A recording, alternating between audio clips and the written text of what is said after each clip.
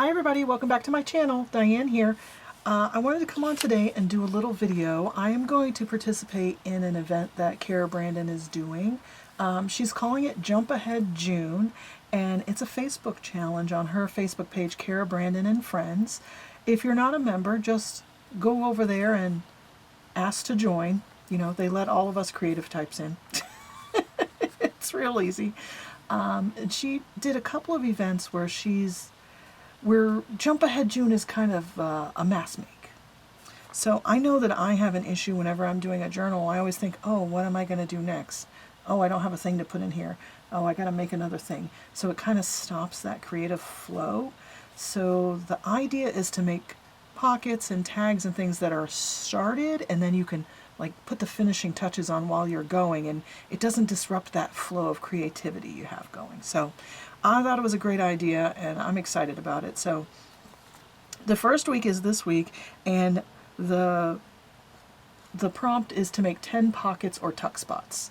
Any paper you want, any style pocket. Make at least 10 and post a picture of them in the event on the Facebook group, and you'll be entered into a drawing for free digital kit. Simple, right? 10 pockets, you could do that real easy. I'm going to show you how to make a couple pockets today. Week 2 is to make 20 tags out of any material.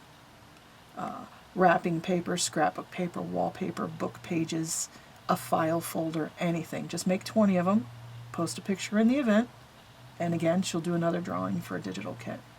Easy, right? But these simple things like really make it better, you know, so you can get ahead, like I said, keep that flow going. Week 3, we're going to make 30 items. I know it sounds intimidating, but it's really easy.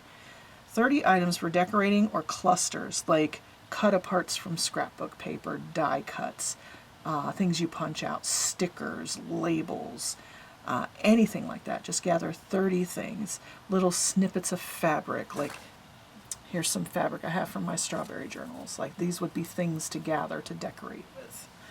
So pretty simple. Postage stamps that are canceled, anything, really. Little pieces, gather them all together. And then in week 4, we're going to use all the things we've made to create at least 15 embellished items to be used in journals in the future. So all the stuff we made in weeks 1 through 3, so if we have pockets or tags or these decorating items, we're going to bring them together and make 15 things. And each week we're going to post a picture. Week 3 and 4, there's going to be a surprise pack of junk journal supplies. So lots of prizes. You can have week 1 and week 3 and none of the rest. You could do only 1 week if you want. It doesn't matter. Just post your picture in there and you get entered. So if you do all 4 weeks, of course, you get into each drawing. So each one's separate, but you could do them all if you want, or none. Obviously, you can always do none. But yeah, so today I'm going to make a couple of pockets. My plan is to show you how to make a couple, and then while this video is rendering, I'm going to set a timer and do like an hour and see how many pockets I can make in an hour. And then I'll use the thumbnail will be the picture of all the pockets I made, so you can see how many I got done in an hour. So I think that'll be fun. I'm not going to keep you for an hour though. So what I gathered today was I have some various kinds of book pages. I've got German, a recipe book, some music, you know, just atlas pages, whatever, anything. And then I have some of this thin scrapbook paper that's 8.5 by 11, but it's only one-sided. Like, I love the patterns, but I'm like, what am I going to do with all this? It's a huge pad. So I brought that in. I have some envelopes from junk mail. So I think I'm going to do the junk mail envelopes first, because these are like literally the easiest pockets to make. They're already practically made for you. This was a piece of junk mail that came in. It was already sealed. Whenever I see something with an interesting envelope and there's mail in it, I always tap it down, and then I just cut a little sliver off the end here. So I have a ready-made pocket without the edges being torn. So to make this, look, you can literally see how I did it. I cut this off at the top where I wanted it, about how high I wanted it. I'm just going to randomly go at it. You can keep that for something else. You can make a sleeve, you can make a tag out of it. Here, I'll toss it to the side. We might use that on tag day. And then I took the corners, and I wanted this to have a tag shape to the pocket, so I cut off that corner. And then I'm going to put it over here, cut off this corner. Alright, little triangles are scrap. And then I'm going to take, well, I am going to use a ruler for this so I get a straight line. I'm going to put my ruler across, and where the little cuts come down and it meets the straight part of the envelope, I'm going to turn my ruler over so it'll actually work. And I'm going to bring up just the front part and crease it against that. Okay, you can use your bone folder. I'm just finger pressing it for right now. There you go. Isn't that a cute pocket? You've got the cute houndstooth behind there. You could slide a piece of paper in there later while you're decorating, but there you go. There's a pocket.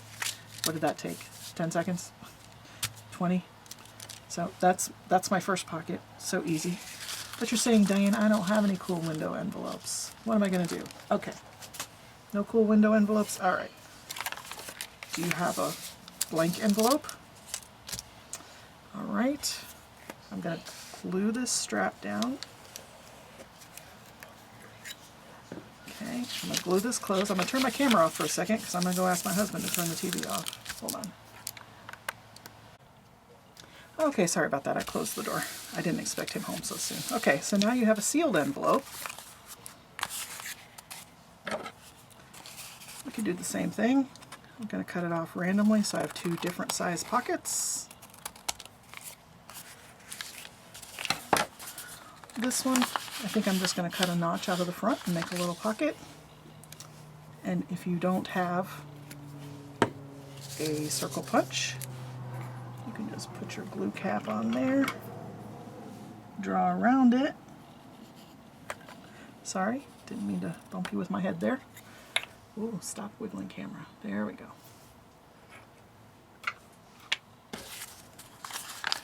I mean, obviously a circle punch is faster, but just get in there, cut that out. My scissor skills are not great, especially on a little envelope. There we go. Boom, pocket.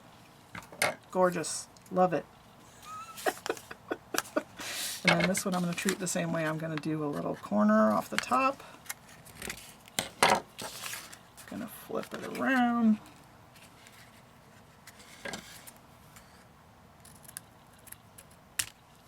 Okay. Then we'll take our ruler, line up those little corners, and fold that down. There you go. Now you can leave this folded in the front. I kind of like that on the window envelopes, or you could put a little dab of glue here and then fold it back under. And then you have a cute little pocket. Decorate, whatever you can, you know, do your distressing or not. Just fast and easy. How many of those could you do in 10 minutes? A bunch, right? Okay, so I'm going to put those over to the side. All right. Next, book pages. All right, the simplest pocket, the simplest pocket is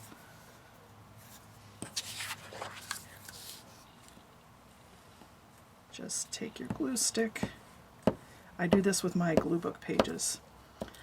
Like I have a book over here that I always glue on. And when they get all goopy, I just take the page off, put some more glue on it, fold it in half onto itself. So you have the ungluey side on the outside. And boom, pocket. You could trim this up. You could do a little notch out of the top if you want. But yeah, I'll do a bunch of these and just trim them down to the size I want when I'm using them, when I go to decorate them. So easy, right? All right, next.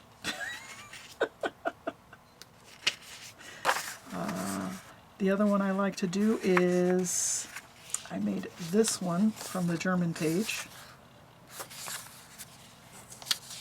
If your paper isn't very thick, and you need a doubled edge at the top so that your pocket is more sturdy. This is a trick I like to use. So the writing is facing up. If you want this writing to be facing up on the front of the pocket, you have to turn your paper so that it's upside down towards you. Now I'll take just a random little piece. This is, I don't know, let's measure this. That was about 1 inch. Fold that over, and then fold this up to how high I want the pocket to be. Boom. Done. You can take a little notch out of there like I did with this one. When you're ready to use your pocket, you just put a little glue down the sides. I like to glue stick this down while I'm doing this. And then I just literally show you. Why would I say it, not do it? There we go. Now you have a nice thick double edge there to your pocket. You can sew around this when you're decorating it. You could just do a line of glue inside here and inside here. There you go, pocket. You could round the corners if you like. Anything. So versatile. Okay. Well, you're saying, Diane, that's a little boring. I want to do something a little cuter. That's just a square. Okay, I got you. All right, let's take our same German page. And I'm going to fold it up so that I have two what look like bunny ears up top. Going to fold it. I'm going to bring this side in and this side in.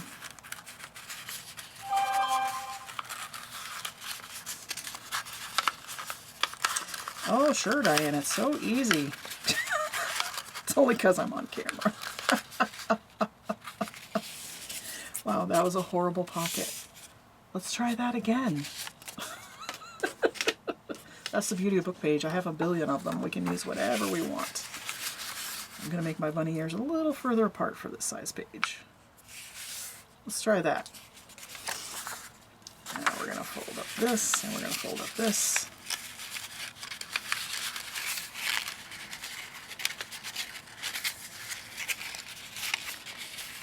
The only thing to keep in mind is to keep it flat on the bottom so that you have a pocket. There we go. Okay, now I'm going to run a little bead of glue right there, inside there to seal it, and then boom, there's your pocket. Now I'm not going to glue this yet because I do want to come in and distress these edges so that you see all these cool folds. But then you've got to tuck here, you got to tuck here, you got one here, you got one back here, all with just one line of glue down here. Isn't that cute? I made a whole bunch of these earlier, so it's funny that I couldn't get that first one to work. But there's the German page, there's some recipe page, there's some music paper I have, then the atlas pages, and some of the scrapbook paper. Don't they just look so cute? So obviously the bigger the paper you use, the bigger the pocket you'll get. So you can make a bunch of these in all kinds of sizes. Okay, and then the last one I'm going to make are these. I saw Natasha from Treasure Books doing these. It looks complicated, but it is so, so easy. So I'm going to show you how to do this. That's my last pocket. So I'm going to use this scrapbook paper that's white on the back. This is an 8.5 by 11 pad. Now the same thing, if you want this pattern to be facing up on the outside of the envelope, put it this way. So we're going to fold this in half on the long ways. This is the 11-inch side. We're folding it in half on the 8.5 side. And then we're going to take this bottom and fold it up. You can either match it or you can bring it down a little bit. I kind of like the look of bringing it down a little bit and fold it. So we fold it long ways and then we fold it up. Now this first flap of paper, fold that down to the corner, just like that. Okay, the second little flap, we're going to fold under, and we're going to try to match that angle, just because I like it to match. It does not have to. It is whatever you want. So now we have that. And then we have this next layer. Again, I'm going to try to match the angle. We'll see how good I do. There we go. That's cute. You could leave this as it is, or you can fold it under as well. I like both looks.